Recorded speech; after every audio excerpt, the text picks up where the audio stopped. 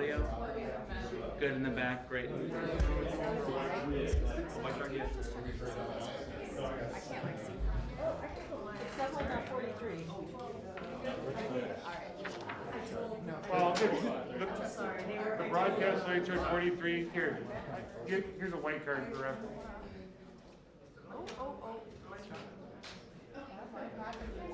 Yeah. Oh, we can't move it. It has to stay there. No, because I'm. Yeah. Thank you.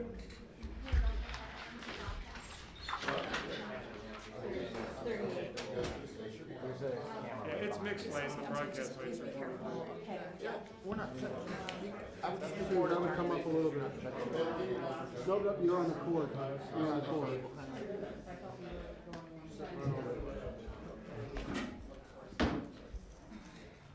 So is it working, Doug? Nothing right there? Yeah, mine's not working at all.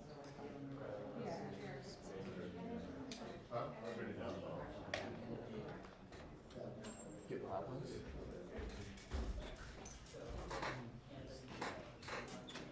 Yeah. You know, this camera. 2 minutes. I changed everything. Just tell her I'm not gonna dial in. The phone won't ring.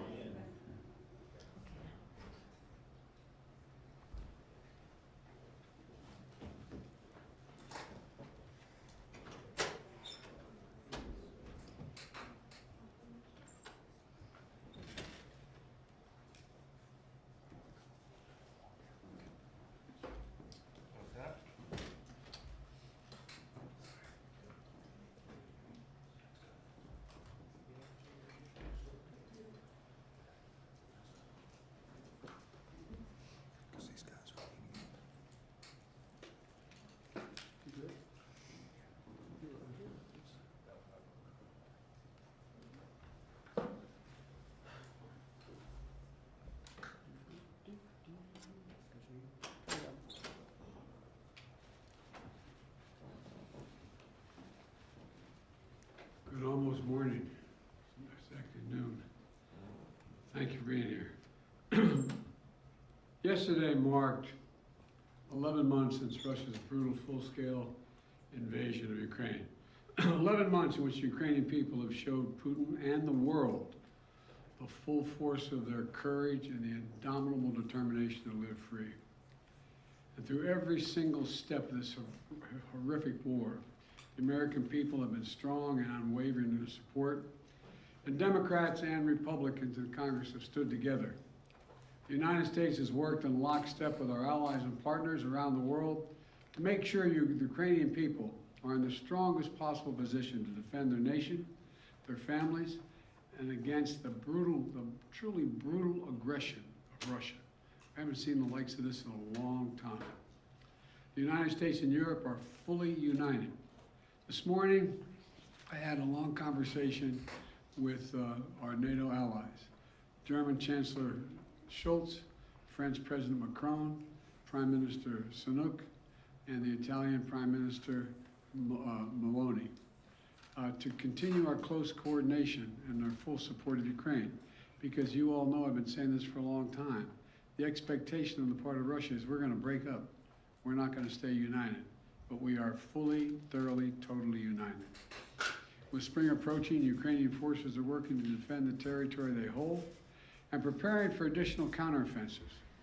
To liberate their land, they need to be able to counter Russia's evolving tactics and strategy on the battlefield in the very near term. They need to improve their ability to maneuver in open terrain, and they need an enduring capability to deter and defend against Russian aggression over the long term.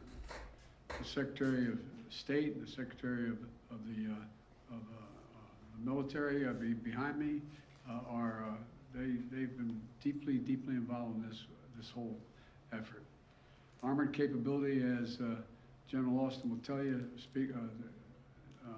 has been critical, and that's why the United States has committed hundreds of armored fighting vehicles to date, including more than 500 as part of the assistance package we announced last Friday.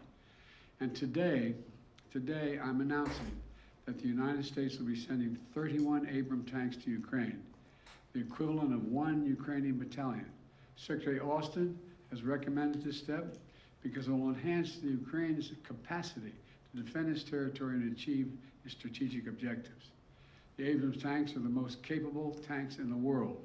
They're also extremely complex to operate and maintain. So we're also giving Ukraine the parts and equipment necessary to effectively sustain these tanks on the battlefield. And we'll begin to train the Ukrainian troops on these issues of sustainment, logistics, and maintenance as soon as possible. Delivering these tanks to the field is going to take time.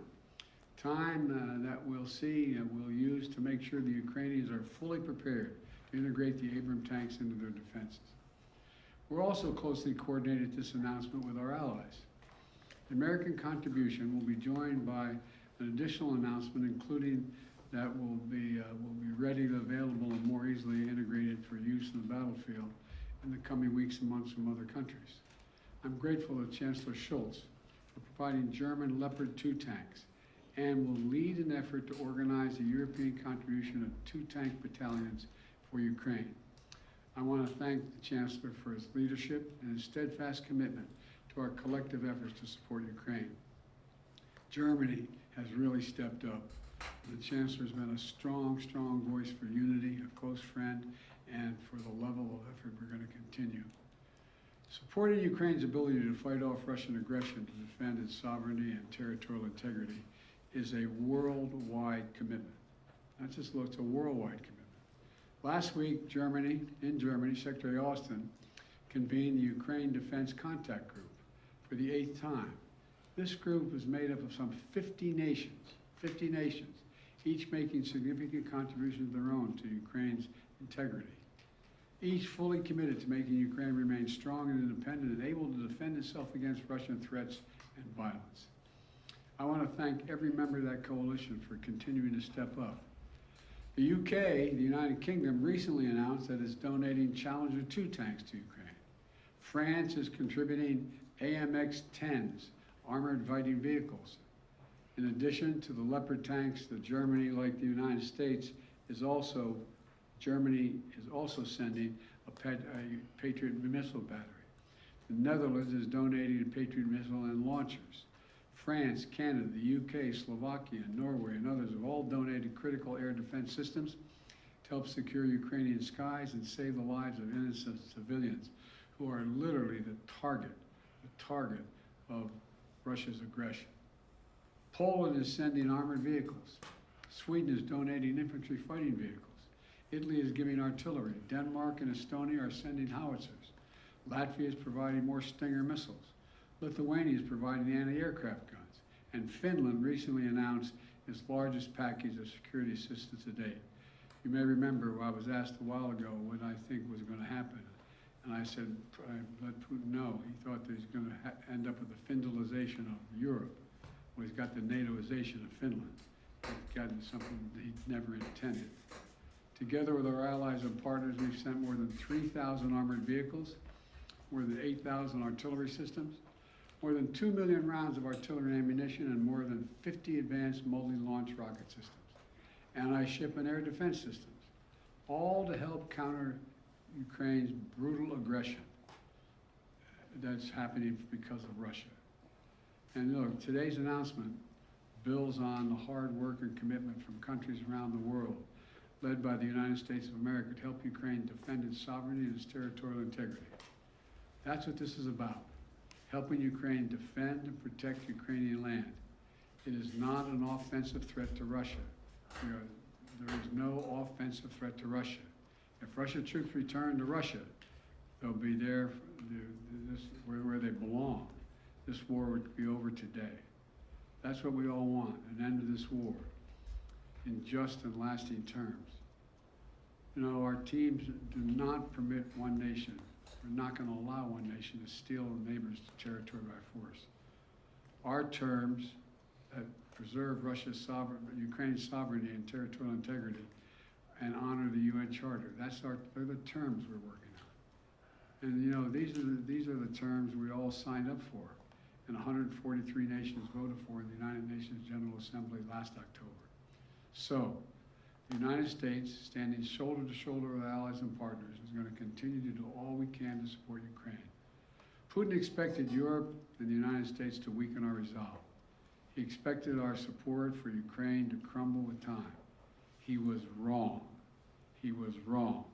And he was wrong from the beginning, and he continues to be wrong. We are united. America is united, and so is the world.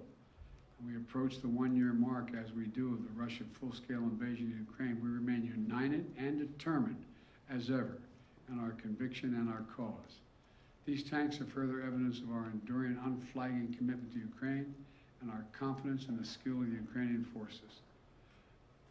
As I told President Zelensky when he was here, and today's his birthday, by the way, in December, we're with you for as long as it takes, Mr. President.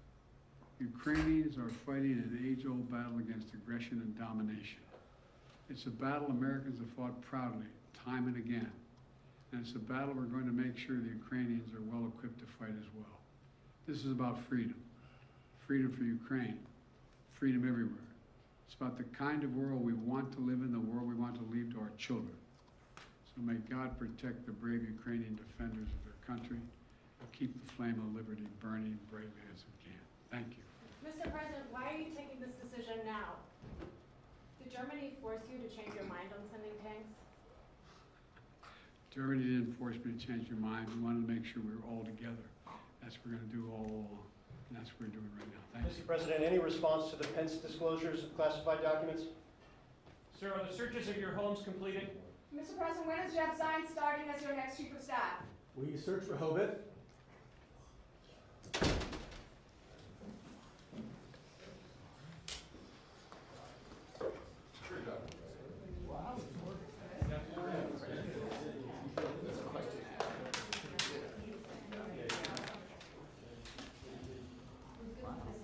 I got you, Evelyn.